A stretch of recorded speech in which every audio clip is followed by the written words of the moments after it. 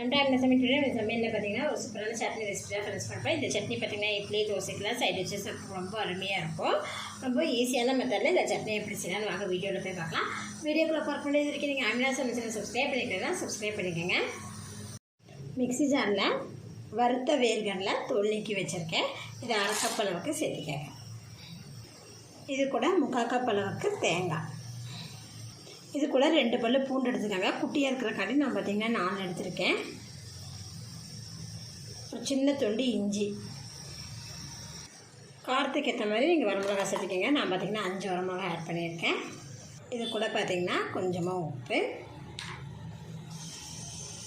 ஒரு சின்ன துண்டு புளி, கொஞ்சமாக தண்ணி சேர்த்துட்டு அரைச்சி எடுத்துக்கோங்க. அரைச்சி வச்சதை மிக்சிங் பவுலுக்கு நம்ம மாற்றிக்குவோம். இந்த சட்னி பார்த்திங்கன்னா ஒரு தாளிப்பு ரெடி பண்ணிக்கலாம். அதுக்காக பார்த்திங்கன்னா கடாய் சூடாலுமே இதில் 1 டீஸ்பூன் அளவுக்கு எண்ணெய் ஊற்றிருக்கேன். எண்ணெய் சூடாலுமே இதில் கடுகு உளுந்தம் பருப்பு சேர்த்துருங்க.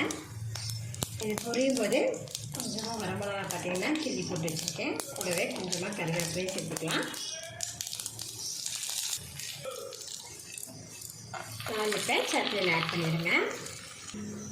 இந்த சட்னி பார்த்திங்கன்னா இட்லி தோசைக்கெல்லாம் சைடு வச்சு சாப்பிட்றது ரொம்ப சூப்பராக இருக்கும் ஃப்ரெண்ட்ஸ். ஏன்னு பார்த்திங்கன்னா இதில் நம்ம இஞ்சி பூண்டு சேர்த்திருப்போம்.